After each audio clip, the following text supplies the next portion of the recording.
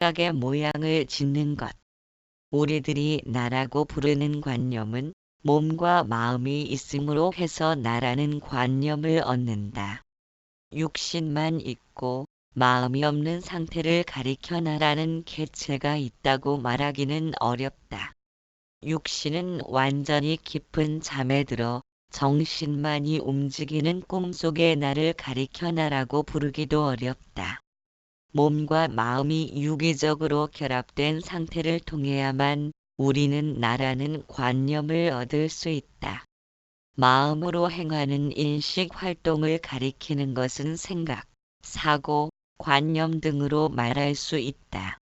그러나 인식 활동이 나타날 수 있는 것은 마음을 움직여 일으키는 것이다. 마음을 움직인다는 것은 하고자 하는 본인의 의지가 붙어 있다.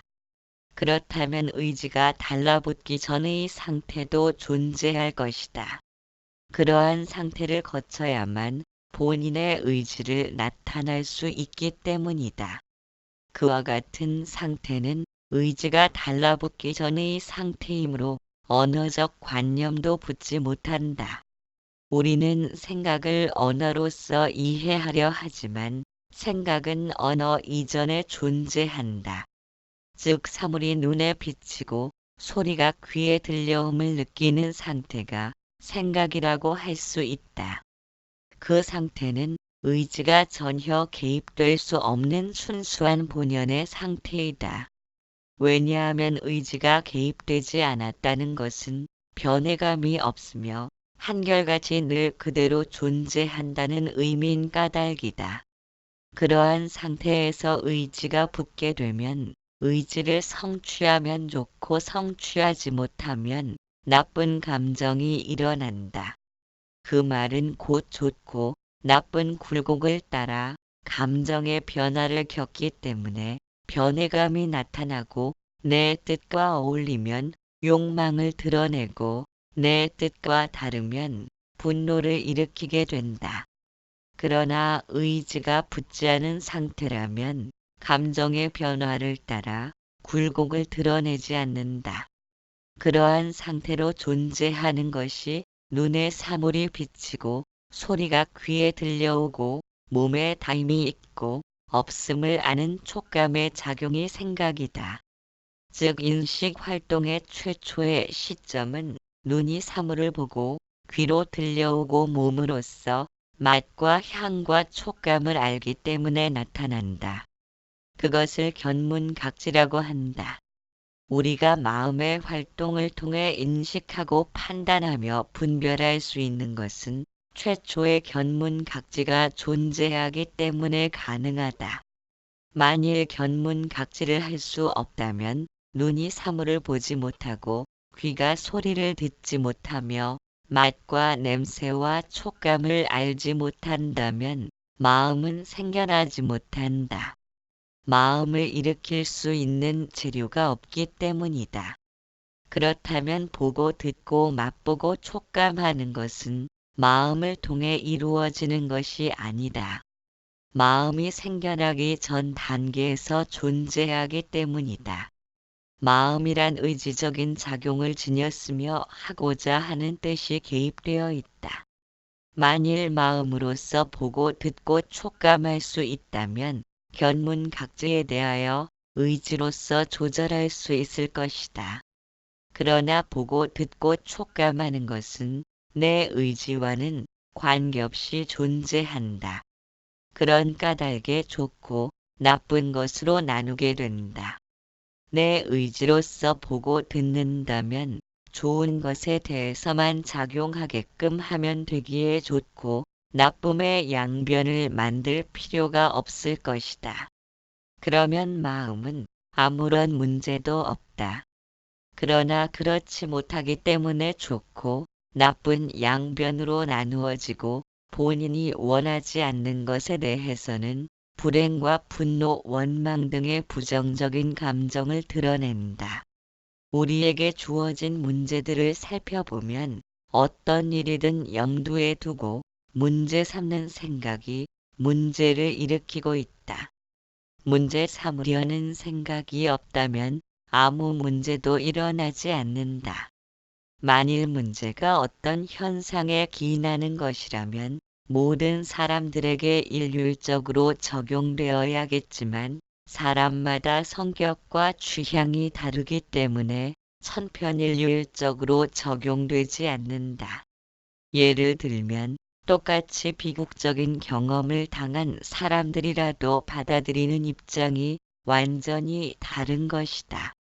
어떤 사람은 마음의 평화에 이르기 위한 수단으로 활용할 것이고 어떤 사람은 시리에 빠져 자포자기할 것이다. 이처럼 개인적인 마음의 성향을 따라 높낮이가 큰 폭으로 움직인다. 그러니 마음을 닦지 않을 수 없고 정신 수련을 하지 않을 수 없다. 소행으로 닦이지 않은 마음은 바깥 경계와 대상을 따라서 요동치므로 결코 바람직한 것은 아니다. 따라서 마음을 문제시하는 원인은 보이고 들리는 견문각지에 대하여 하고자 하는 뜻을 개입시켰기 때문이다. 뜻을 이루면 성취감을 느끼고 못 이루면 좌절감을 겪으므로 성취와 좌절을 오락가락하다 보니 고통이 나타난 것이다. 즉 과거의 성취감을 느끼고 좋았던 경험과 비교하면서 그것에 상응하지 못하면 좌절과 시리를 당하게 된다.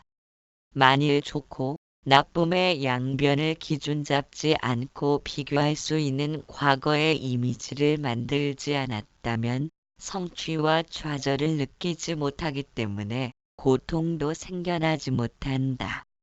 따라서 고통이란 나쁜 것과 불행 등으로 만들어지는 것이 아니라 좋음에서 나쁨으로 가야 하기 때문이며 성취감에서 좌절감을 오르내려야 하기 때문에 생겨난 것이다. 즉 변해감이 고통이다. 변해감이 없는 것은 고통도 없다. 이처럼 마음을 닦는다는 것은 하고자 하는 뜻을 지닌 마음의 활동성을 배제하고 순수한 견문각지의 상태를 회복하는 것이라고 할 수 있다.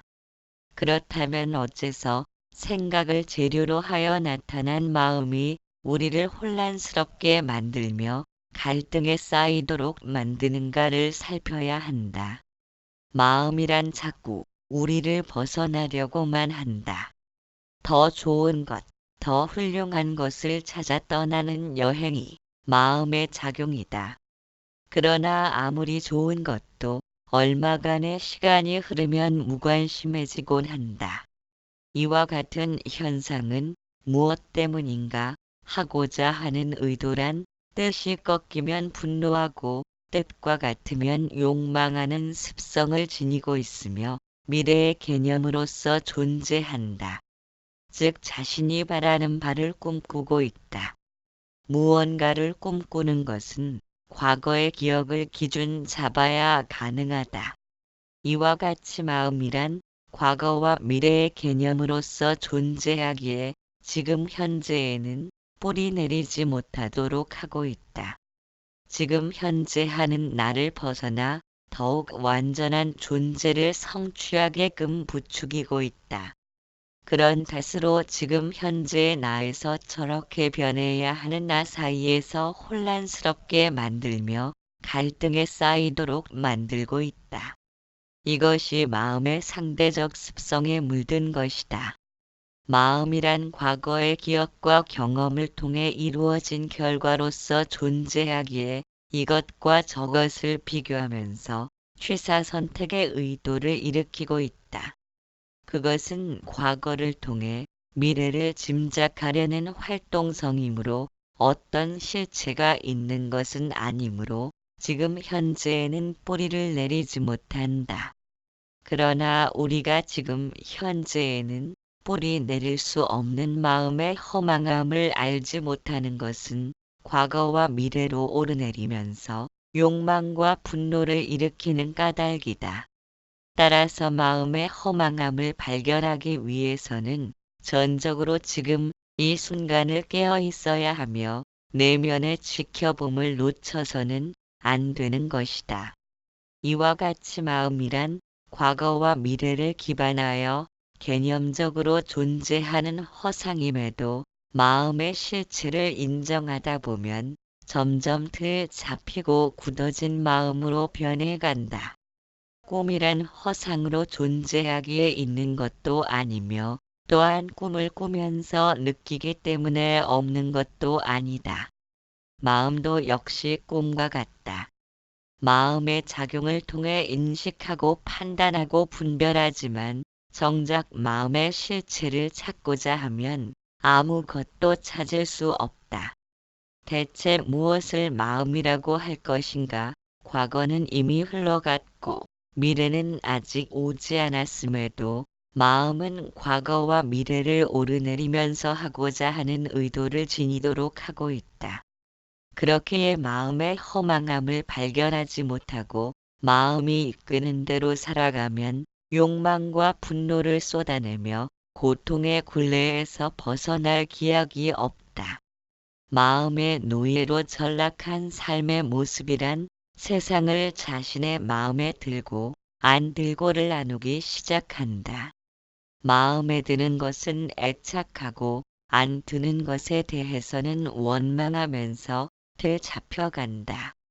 그렇기에 하고자 하는 의도를 지녔다면 자신과 맞지 않는 경계를 만나면서 불협화음은 점점 소란스럽게 울려 퍼지는 것이다.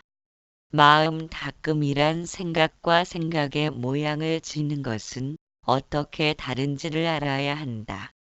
생각은 의도된 바를 지니지 않았지만 생각하는 모양을 짓게 되면 언어적 개념이 들어선 까닭에 마음의 재료가 되는 것이다. 결국 마음이란 언어의 습성인 이것과 저것의 비교를 통해 생겨난 산물이기 때문에 좋은 것에 대해선 욕망을 일으키고 나쁜 것은 분노하면서 고통의 원인을 스스로 잉태하고 있다고 말하는 것이다. 집중과 주의력. 평등한 것은 차별이 없고 높낮이가 없는 것이다. 거울은 자신의 의지를 반영하지 않고 있는 그대로를 비추어 준다.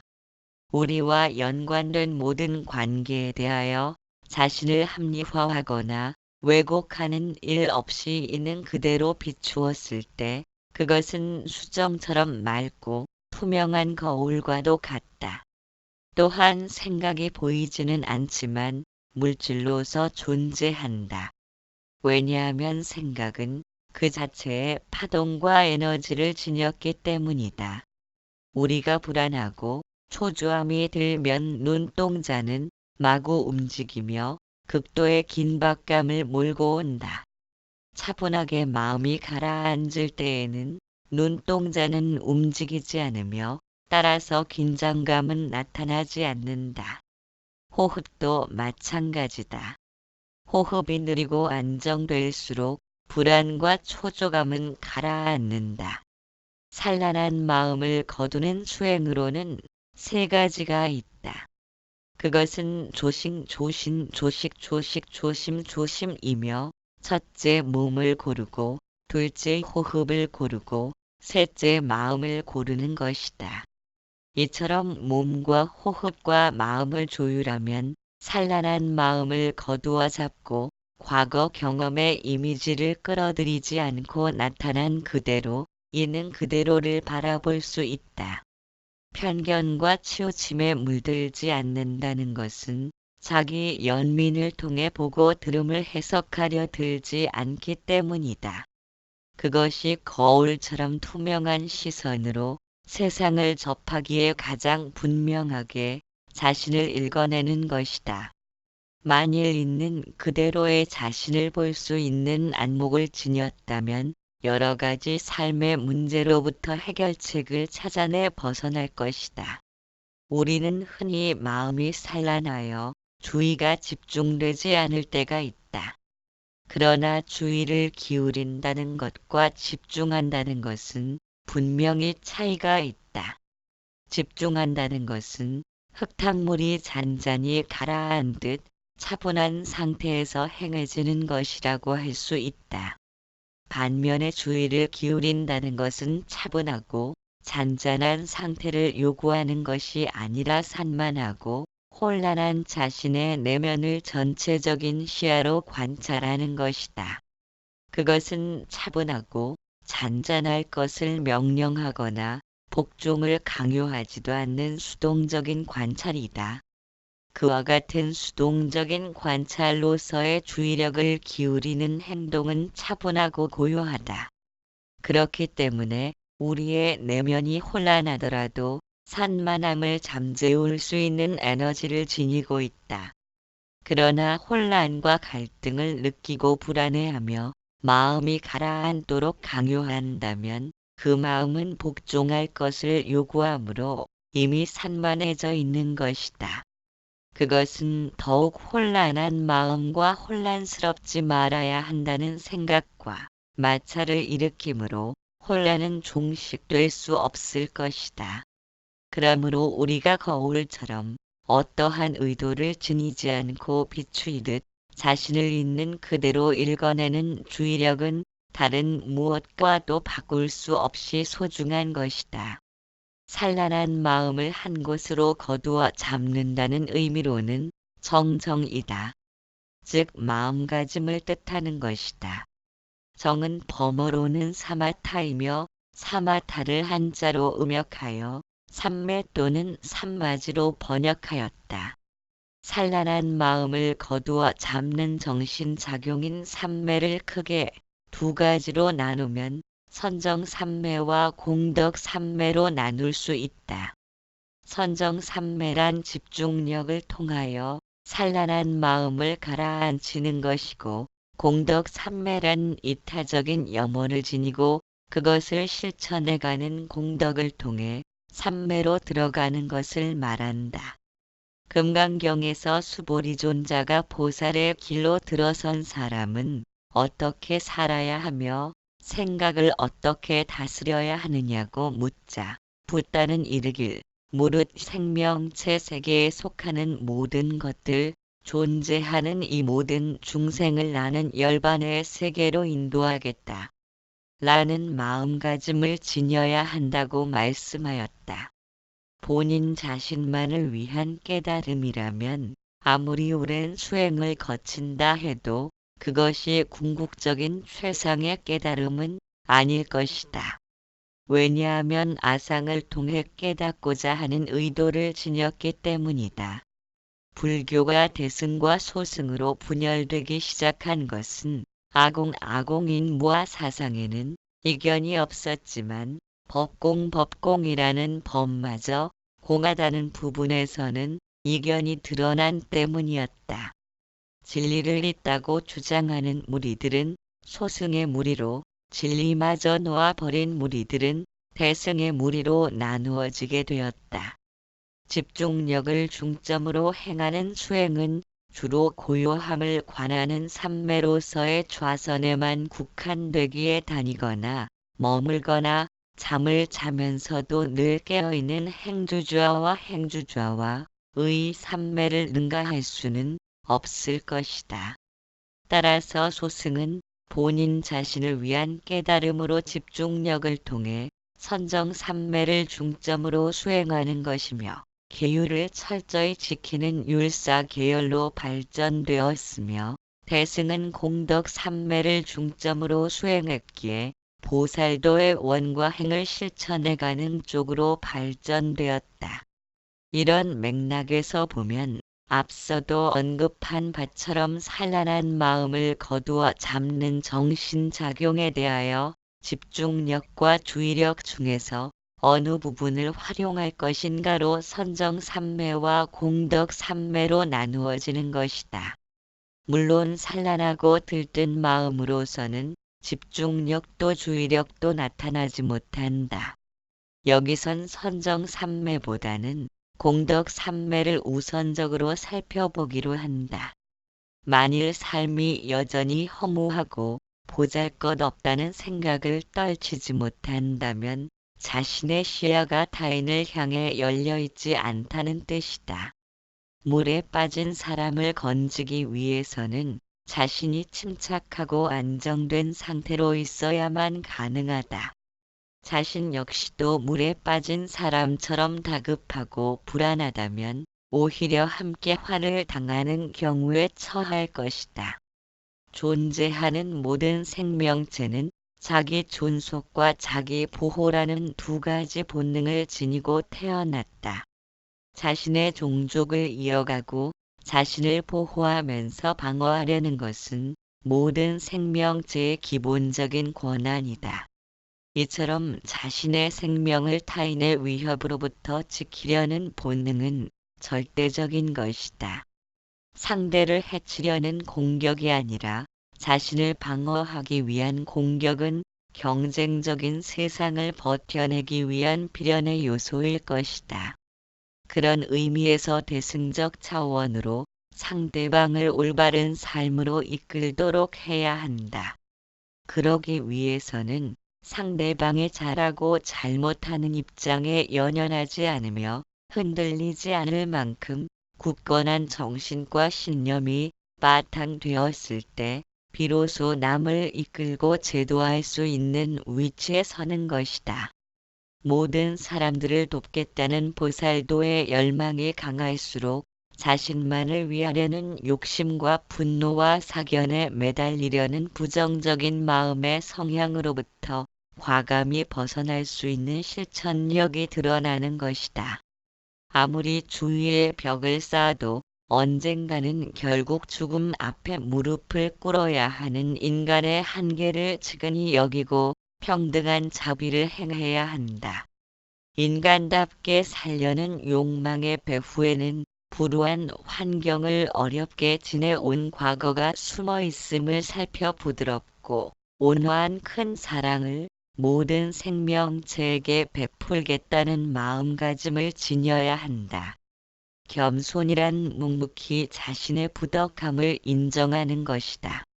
그러나 겸손을 배우고 연습하려 해도 쉽게 몸에 배질 않는다.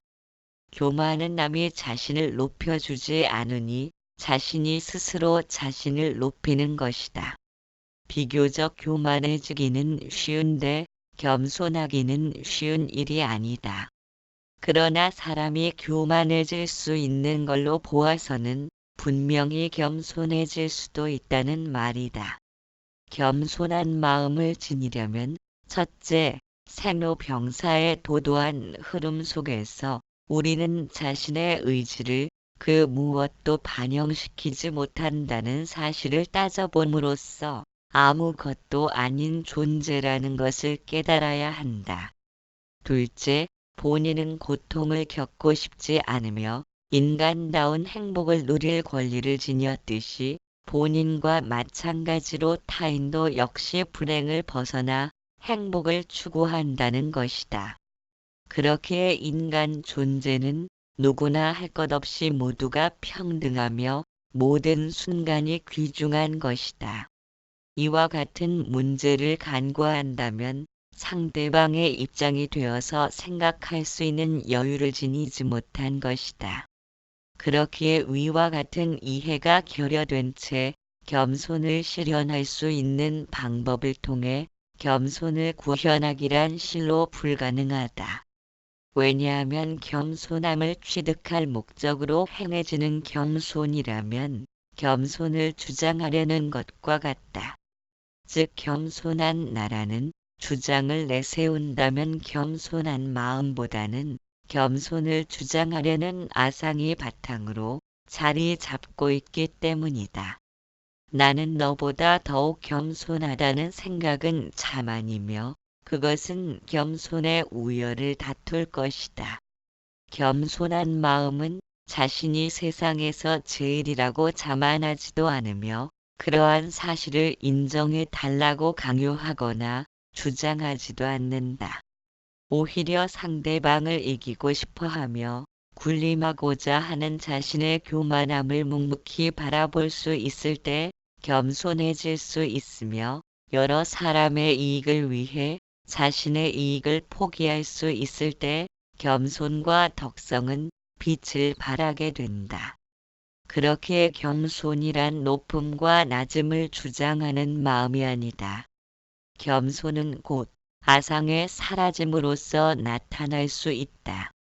우리가 표면상으로만 겸손을 행하는 것도 쉬운 일은 아니지만 아상으로 들끓는 내면은 모든 것이 우중충해진다. 상대방도 겸손하지 못한 사람과는 상종하기를 싫어하듯 속으론 손가락질을 하고 인간적인 교류가 끊어진다. 오랜 세월 동안 무릎을 쪼그리고 앉아 마음을 가라앉혀도 겸손해지고 교만을 떨쳐버리기란 쉬운 노릇이 아니다. 스스로 마음을 조금 낮추면 상대방과의 격의 없는 대화가 오가며 서로가 속내를 털어놓고 진솔함이 묻어나온다면 오래도록 마음이 개운할 것 같은데도 아상의 벽을 허물기가 만만치 않다. 어떻게 되먹은 마음인지 영 마음대로 되질 않는다. 마음이 불편하지만 않으면 그런 대로 지낼 만한데 아마 오랫동안 쭈그리고 앉다 보면 겸손을 불러들이지는 못해도 교만을 떨고 나면 불편한 마음을 불러들일 수도 있다. 어찌 되었건 그렇다면 일단 성공한 셈이다. 교만이 불편하고 겸손이 편하다는 사실을 알았으니 겸손해질 수 있는 요인들을 살펴보아야 한다. 먼저 겸손해져야 한다는 의식이 생긴 것은 교만함이 있는 까닭이다. 자신이 남보다 특출난 무언가를 갖고 있으면서 떨어대는 교만함이야 납득할 수가 있지만 그렇지 않다면 교만은 자신의 부족함을 감추려는 의도로 벌어지는 연출이다. 그것은 어리석은 무지의 뿌리를 둔 것이다. 무지란 재행무상과 재범무화로 이루어진 삼라만상의 성격을 제대로 알지 못하여 존재의 참된 본질을 이해하지 못한 것이다. 즉 나를 실체의 나로 인정하기 때문에 남을 나 아닌 개체로 여기고 남보다 월등한 나로 만들기 위해 나는 높이고 상대는 끌어내려야 한다. 그래서 교만은 사치스럽게 나를 치장하고 허영에 들떠 나를 치켜 세우는 행위이다. 만일 참으로 자신이 무언가를 하고 싶다면 어떤 수단과 방법을 가리지 않고도 해낼 것이다. 술꾼은 무슨 핑계를 둘러대든 술을 마시는 것처럼 본인이 어떤 일을 성취하기를 진정으로 원한다면 성급한 마음을 우선 가라앉히고 그 일에 대한 강한 의지와 소망을 지녀야 한다. 그리고 강한 의지를 지니기 위해서는 반드시 단호하고도 절실한 마음으로 그 일을 성취했을 때 나타나는 결과들을 계속적으로 떠올려 자신의 마음 깊은 곳으로 암시를 던져야 한다. 인간의 의식은 의식과 잠재의식으로 분류할 수 있다. 어떤 일을 성취하기 위해 노력함에 있어서 의식적인 노력과 잠재의식적인 노력이 있다. 의식적인 노력이란 반드시 성취하고자 하는 의도를 지니고 행하는 노력인데 반해 잠재의식적인 노력은 의도적으로 성취하고자 하는 결연한 마음은 없지만 마음 전체가 자신이 이루려 하는 일에 항상 관심을 가지고 있으며 늘 그쪽을 향해 있다. 따라서 인간의 잠재의식에 각인된 것은 반드시 실현된다. 그러나 의식적인 노력은 잠재의식에게 부담을 주어 오히려 역효과를 일으킨다는 노력 역효과의 법칙이 나타날 수도 있다.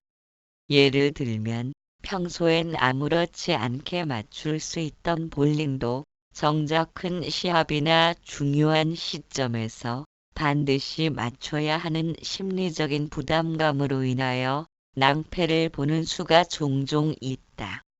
그래서 연습은 실전처럼 실전은 연습처럼이라는 말이 있다.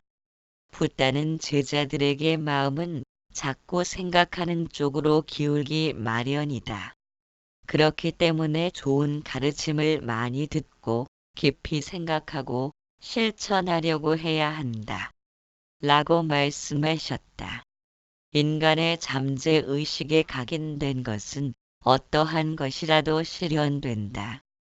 단지 그것이 늦게 나타나느냐, 일찍 나타나느냐의 차이가 있을 뿐이다. 남에게 무심코 던진 말이 상대방은 충격적으로 받아들여 실제로 현실화되는 경우가 많기 때문에 비록 하찮은 사람에게라도 말을 조심해야 하고 경솔하게 내뱉어서는 안 되는 것이다.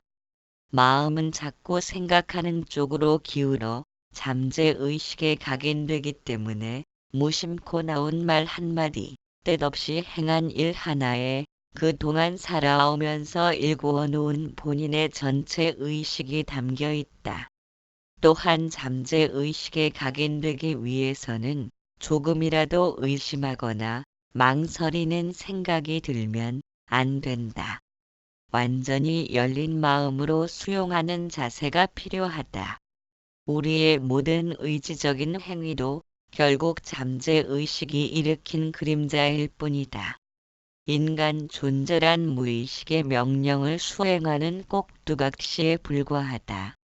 그런 이유로 해서 다른 사람의 잘함과 잘못함에 대하여 크게 마음 쓰지 말아야 한다.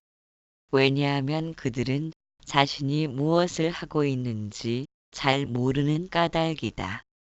단지 그들은 나와 같은 생각, 즉 행복하고 싶다는 소망을 지니고 있으며 그러기 위해선 나와 똑같이 고통과 불행을 넘어서기 위해 삶이 짓누르는 무거운 어깨를 이끌고 이처럼 힘든 현실 속에서도 용기 있게 버티고 있다는 사실 하나만으로도 그들은 존대받아서 마땅할 것이다. 우리 한민족의 두드러진 특징은 한이 많다는 것이다. 이름 때문에 그런 영향을 받았는지 몰라도 한한이라는 단어는 영어로 옮길 수도 없는 우리 민족의 고유한 감정이다. 할 말 제대로 못하고 벙어리 냉가슴 앓게 되면 걸리는 한 병의 처방으로는 기껏해야 냉수 한 사발 들이키는 것이 고작이다. 가슴에 맺힌 한 때문에 편히 죽을 수도 없어 죽고 난 다음에 홀령이 되어서라도 기어이 원수를 갚고 만다는 속설이 생길 정도이다.